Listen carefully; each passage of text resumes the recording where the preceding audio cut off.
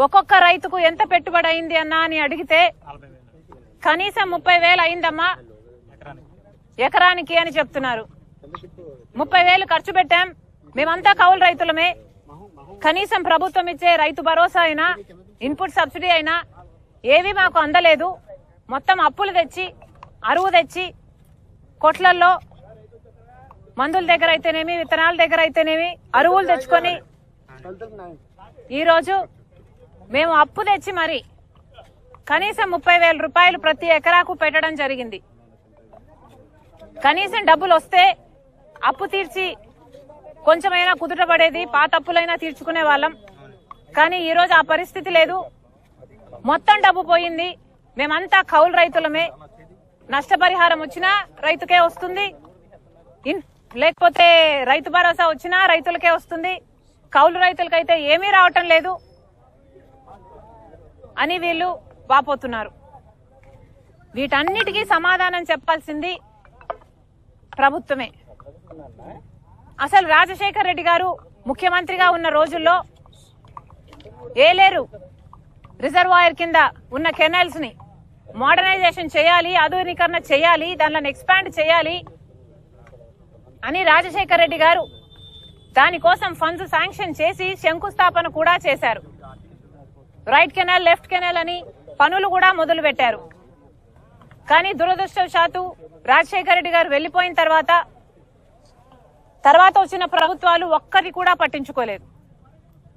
మన రాష్ట్రం 10 ఏళ్ల అయింది ఏర్పడి. కనీసం రాష్ట్రం ఏర్పడ్డాకైనా ఈ చిన్న రైతుల గురించి వీళ్ళ గురించి ఆలోచన చేస్తారు అంటే 5 సంవత్సరాలు చంద్రబాబు గారు ముఖ్యమంత్రిగా ఉన్నారు, తర్వాత 5 సంవత్సరాలు జగన్మోహన్ రెడ్డి గారు ముఖ్యమంత్రిగా ఉన్నారు. ఇప్పుడు చంద్రబాబు గారు చెప్తున్న మాట జగన్మోహన్ రెడ్డి గారు కారణం. దీనికి జగన్మోహన్ రెడ్డి గారు మేము కాంట్రాక్ట్ ఇస్తే దాన్ని ఆనర్ చేయలేదు, క్యాన్సిల్ చేశాడు. పోనీ ఆయన వేరే పనులు చేశారా అంటే చేయలేదు, కాబట్టే ఈ ముప్పు వచ్చింది అని చంద్రబాబు గారు చెప్తున్నారు. మరి దీన్ని జగన్మోహన్ రెడ్డి గారు ఏం సమాధానం చెప్తారో చెప్పాలి. జగన్మోహన్ రెడ్డి గారిని అడుగుతున్నాం.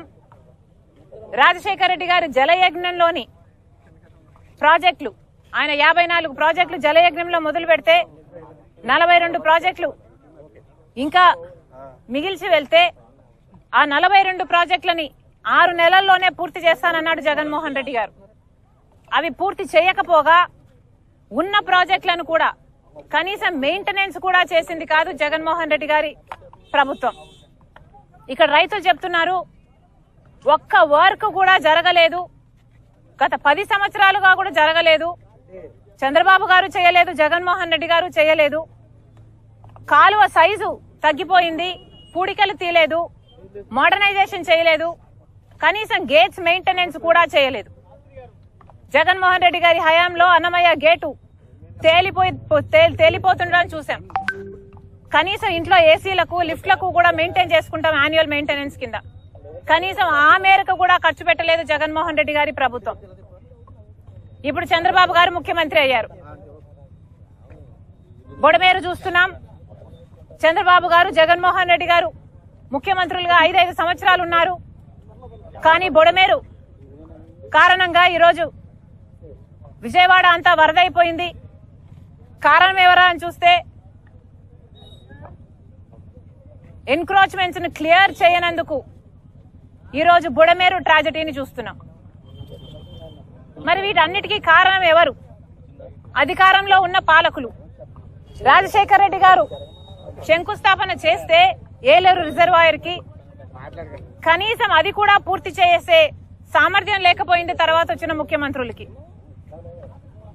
మరి వీళ్ళని ఏమనాలి? ఎందుకు వీళ్ళని ఎన్నుకోవాలి? మళ్ళీ చెప్తున్నాం, ఇప్పటికైనా మేలుకోండి. చేయాల్సిన పనులు మీరు చేస్తే రైతులకి ఇంత ఇబ్బందులు రావు. ఇది ఏ మాత్రం రిపేర్ వర్క్స్ చేస్తున్నా, దీన్ని మెయింటైన్ చేస్తున్నా ఈ రోజు రైతులకు ఇంత కష్టం వచ్చుండేది కాదు. మళ్ళీ చెప్తున్నాం, చంద్రబాబు గారే చెప్తున్నారు 6 లక్షల రైతులు 6 లక్షల ఎకరాలలో పంట నష్టం జరిగింది అని. ప్రతి రైతు కనీసం 30,000 రూపాయలు ఖర్చు పెట్టానని చెప్తున్నాడు. నిన్న చంద్రబాబు గారు వచ్చారు, ఇదే జిల్లాకు వచ్చారు, 10,000 రూపాయలు ఇస్తామని చెప్పారు.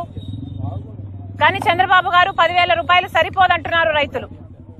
కనీసం 25,000 25,000 ఇయ్యకపోతే మేము కనీసం అప్పులు కూడా తీర్చుకునే పరిస్థితిలో లేము అని చెప్తున్నారు. గత ప్రభుత్వం జగన్మోహన్ రెడ్డి గారు 4,000 కోట్ల రూపాయలు ప్రతి సంవత్సరం రైతుల పంట నష్టపరిహారం కోసం పక్కన పెడతామని చెప్పి రైతుల్ని మోసం చేశారు. మీరు మళ్ళీ అదే చేయకండి. రైతుల్ని ఆదుకుంటామని చెప్పారు, 10,000 ఇస్తామని చెప్పారు.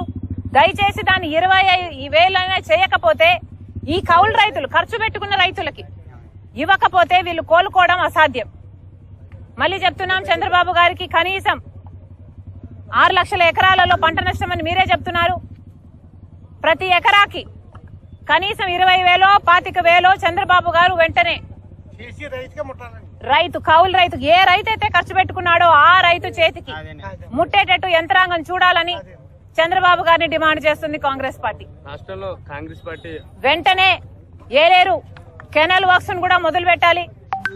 ఎలాగైతే బొడమేరు మీద పనులు జరగాల్సిన అవసరం ఉందో ఇట్లా ఏలేరు అయితేనేమి ఇంకా మిగతా పనులు ఎన్నో ఉన్నాయి, ఎన్నో ప్రాజెక్టులు, ఎన్నో కెనాల్ వర్క్స్, అన్నిటి మీద అవగాహన తెచ్చుకొని వెంటనే పనులు మీద మొదలు పెట్టాలని కూడా కాంగ్రెస్ పార్టీ డిమాండ్ చేస్తుంది. వరద ముంపు ప్రాంతాల్లో మీరు విజయవాడలో మీరు పర్యటించారు. బాధితుల యొక్క కష్టాలను మీరు ప్రభుత్వం దృష్టికి తీసుకెళ్ళడంలో విఫలమయ్యారు. అలాగే మీరు ఎన్డీఏ ప్రభుత్వం కూడా ఏం చేస్తుందని అంటారు. మీరు నేషనల్ పార్టీకి, కాంగ్రెస్ కి, మీరు ఆంధ్రప్రదేశ్ మీరు పీసీసీగా మీరు వ్యవహరిస్తున్నారు. కాంగ్రెస్ పార్టీ నుంచి మీరు వరద బాధితులకు మీరు ఏం సహాయం చేయబోతుంది కాంగ్రెస్ పార్టీ నుంచి? అమ్మా, కాంగ్రెస్ పార్టీ అధికారంలో లేదు మేము ఏదైనా చేయడానికి. మీరు దయచేసి వెనక్కి వెళ్లి చూడండి. గత 3 రోజులైతేనేమి, పోయిన లాస్ట్ వీక్ అయితేనేమి, అంతకు ముందు వారం అయితేనేమి కాంగ్రెస్ పార్టీ నిలబడింది. కాంగ్రెస్ పార్టీ ప్రజల దగ్గరికి వెళ్లడం జరిగింది. మాకు చేతనైన సహాయం చేయడమే కాకుండా ఎన్డీఏని ప్రశ్నించడము, చంద్రబాబు గారు నిలదీయడము కాంగ్రెస్ పార్టీ తప్పకుండా చేసిన విషయము మళ్లీ గుర్తు చేస్తున్నాం. ఎన్డీఏ ప్రభుత్వాన్ని మరీ డిమాండ్ చేస్తున్నాం. ఇప్పటికే 2 సార్లు డిమాండ్ చేశాము. రైలు నీరు అనేది కనీసం విజయవాడ మంచినీళ్లు లేని పరిస్థితిలో ఇప్పుడు విజయవాడ ఉంది. రైలు నీరు విజయవాడ, విశాఖపట్నం ఇక్కడ తయారవుతున్నది. మంచినీళ్లు కూడా లేకపోతే కనీసం ఎన్డీఏ ప్రభుత్వం రైల్వే మినిస్టర్ కి మేము లేఖ రాశాం, డిమాండ్ చేశాం, రైలు నీరైనా సప్లై చేయండి అని. కనీసం మంచినీళ్ళైనా ఇచ్చిందా ఎన్డీఏ ప్రభుత్వం? ప్రత్యేక హోదా ఎలాగో ఇవ్వలేదు, మనకి ఇవ్వాల్సిన మేలులు ఎలాగో చేయలేదు, కనీసం మంచినీళ్లు కూడా ఇవ్వని దౌర్భాగ్యపు పార్టీ ఎన్డీఏ. మేడం, రాష్ట్రంలో కాంగ్రెస్ పార్టీ అదే ఇప్పుడు మంచినీళ్ళు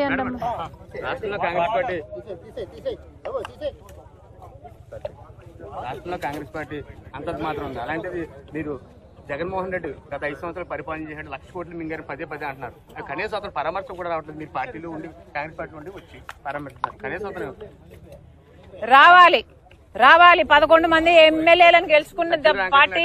చాలా మంది మాట్లాడేవారు. ఇప్పుడు అవును, అధికారం ఉంటే ఒకలాగా, అధికారం లేకపోతే ఒకలాగా ఉండడమే ఈ రీజనల్ పార్టీస్ చేస్తున్న పనులు. అలా కాకుండా ప్రజల పక్షాన నిలబడాలని కోరుతున్నాం. Thank you madam. మీరు కాంగ్రెస్ పార్టీ తరఫు నుంచి కేంద్రానికి మీరు